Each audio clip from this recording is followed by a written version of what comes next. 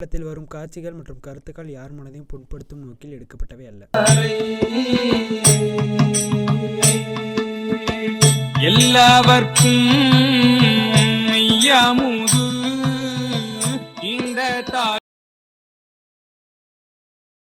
தமிழ்நாட்டில் இப்படி ஒரு வித்தியாசமான கிராமமா? ஆம், புதுக்கோட்டை மாவட்டத்தில் அமைந்துள்ளது இந்த மெய்வழி சாலை.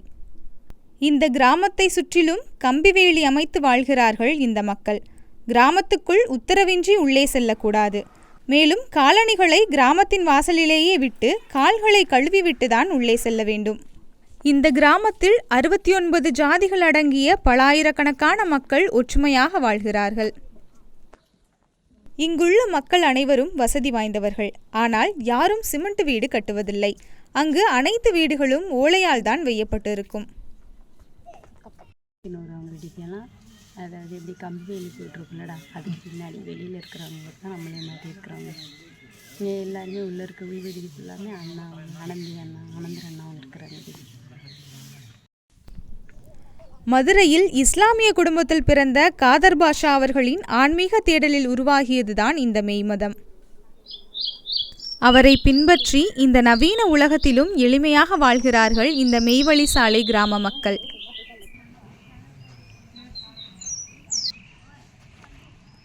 நான் வந்து இதில் 1 வருஷமாக வேலை செய்கிறேங்க. அதில் இருக்கிற எல்லாம் வந்து 5 வருஷம் வேலை செஞ்சுருக்காங்க. 5 வருஷம் வேலை செஞ்சுருக்குறாங்க. இதில் இருக்கிற இந்த பக்கம் இருக்கிற எல்லாம் 1 வருஷமாக. இந்த ஆலயத்துக்கு வந்து 20 வருஷம் ஆகுது. இங்கே வந்து இந்த குடி வந்து 20 வருஷம் ஆகுது. நாங்கள் வந்து ஈரோட்டிலிருந்து இங்கே வந்தோம். நாங்கள் வந்து இந்த தெய்வத்துடைய இதை தெரிஞ்சுக்கிறதுக்காக ஒருத்தர் மூலியமாக வந்தோம். அப்புறம் வந்துட்டு இங்கேயே எங்களுக்கு நல்லா இருந்தது. இங்கேயே இருந்துக்கிட்டோம். தெய்வத்தோடையே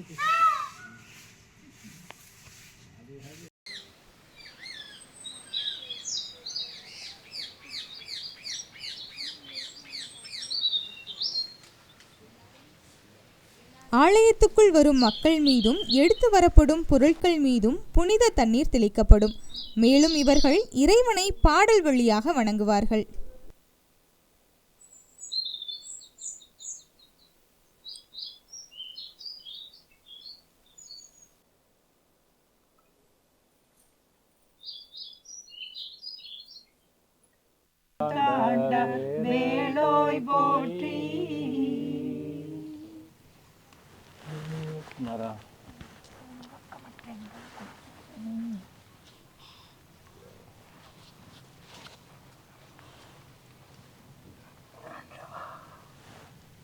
இல்லை இல்லை அகிலத்தில் இல்லாதது வல்லபம் மீறிய தாரத்தமொன்றுள்ள துள்ளொன்றுக்கு கிட்டாதது எல்லை மெய்வழி சாலை இசைவது. ஆண்டவர் வேண்டுமன்னா first you must listen what they are saying. First listen and then think.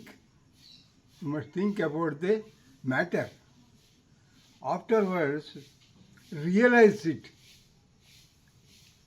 Understand me? You realize it and achieve the God.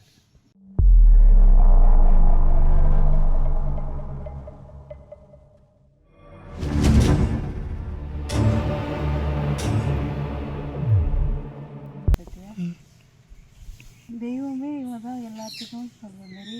இப்போ நம்ம வெளியிலலாம் கல் சிலைன்னு சொல்கிறோம். அது சின்ன குழந்தைங்களுக்கு தான் வச்சுருக்குறாங்க கல் சிலை. அதை காட்டி தான் பெரியவங்களுக்கு வர வைக்கிறதுக்கோசம். அது இன்னமும் நம்ம அதில் கல் சிலை தானே கும்பிட்டுனுக்குறாங்க.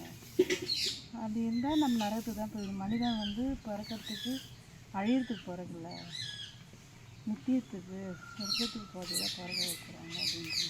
அதே மாதிரி அப்புறம் என்ன எது வந்து ஃபஸ்ட்டு பிரதானம்? ஏமா ஒரு ஒரு ஒரு மனுஷன் இருக்குதான், தலையை மட்டும் வச்சுட்டு முண்டா இருக்கு, இன்னாருன்னு கண்டுபிடிச்சிருவியா? முடியாதுன்ற முண்டமே வேண்டாம்.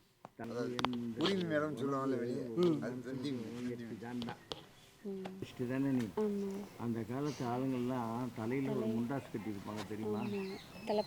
வெறும் தலையாக யாரையாவது பார்க்க முடியுமா? அப்போது மாண்ட கலங்கி போயிடும். இவர்களின் திருமண முறை சற்று வித்தியாசமாக உள்ளது. வாருங்கள் பிறவியரே தடம் திசை வாருங்கள் பிறவியரே. கற்பகமே கண்ணி விராள் கற்பகமே கண்ணி விராள் காளுமை தவத்த அமர்ந்து காத்தருள் புரியும் கற்பகா. கற்பகமே கண்ணி விராள் காளுமை தவத்த அமர்ந்து காத்தருள் புரியும் கற்பகா. முந்தன் பொற்பதமே பணிந்து போற்றோம்.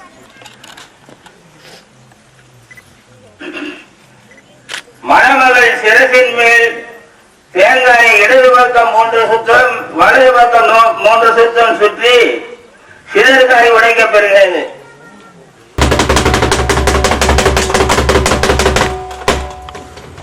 நிறை நீர் கூட வேண்டுகோள் தியானம்.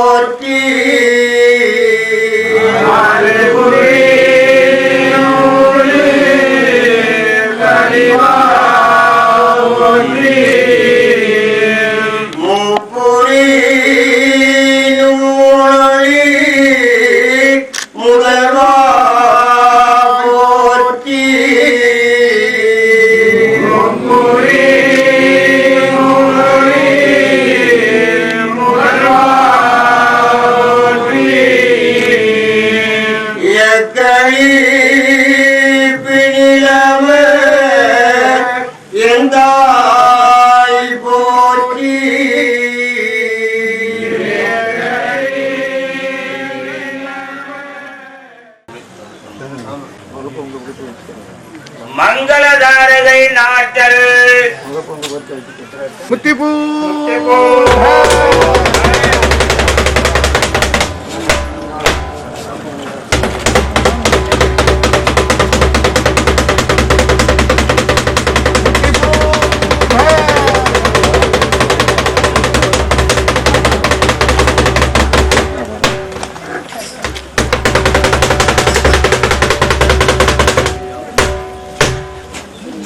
சமரசவே நாதாவே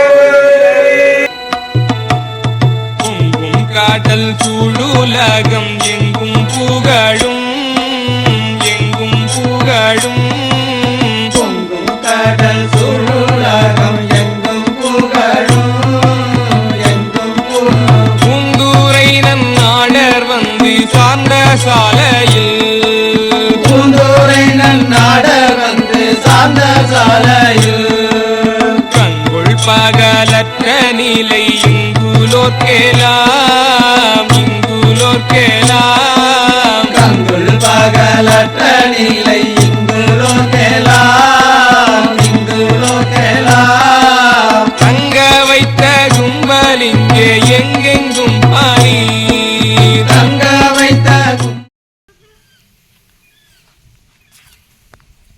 நீ செய்யறது பூரா வீணாகும், அழிஞ்சு போகிறதா இருக்கு. நான் பார்க்க பூரா பேராசையாக பிடிச்சி நான் இறைவனாகவும் ஆசைப்படுறேன். நீ ஆசைப்படுறது அழிஞ்சு போகிறதே ஆசைப்பட்டு அந்த அழிவையே நாடி அழியாக போயிடுறேன். அப்படி போனால் என்ன கிடைக்கும்? பிசாசுன்ற தூளம் கிடைக்கும், அழகுன்ற தேகம் கிடைக்கும். என்னைக்கும் அழியாமல் அலைஞ்சிக்கிட்டு ஒரு குரமான ரூபத்தை எடுத்து வீணாக போயிடுச்சு. இல்லை இப்படி ஆயிட்டா என்றைக்கும் சந்தோஷமாக இருக்கக்கூடிய ஒரு உடல் கிடைக்கும். அதில் நல்லா என்றைக்கும் சந்தோஷமாக இருக்கலாம், அப்படி இருக்கும். இதெல்லாம் எடுத்து சொன்னது ஒவ்வொரு மதமும் அவங்கவுங்க மதத்தில் எழுதியிருக்கு. அதன்படி நடந்து அந்த படி போனால் அப்படி கிடைக்கும். அதுக்கு வழி உள்பாடு, இது வெளிப்பாடு அப்படின்னு கொடுத்துருக்கு. உள்ள பிரயாணம் பண்ணது, வெளியில் 5-6 வருஷம் ஆச்சு. எடுத்தது வேண்டாம், உள்ளே இருக்கிறது அதே எடுத்து வரும். வேலை பண்ணுறேனே அதனால கட்டுறதில்லை. நீ வேலை பண்ணுறதுக்கு வேறு தப்பாக வழக்கம் போகும்போது தப்பாக கட்டிக்கிட்டே போகிற, இது வேலை பண்ண போதும் இது கட்டக்கூடாது, அவ்வளோதான். இந்த கிராமத்தில் ஆண்கள் தலைப்பாகையும் பெண்கள் முக்காடும் அணிந்திருக்கிறார்கள். காவி உடை அணிந்திருக்கும் ஆண்களை மெய்வழி என்றும், வெள்ளை தலைப்பாகை அணிந்திருக்கும் ஆண்களை சாலை என்றும் குறிப்பிடுகிறார்கள்.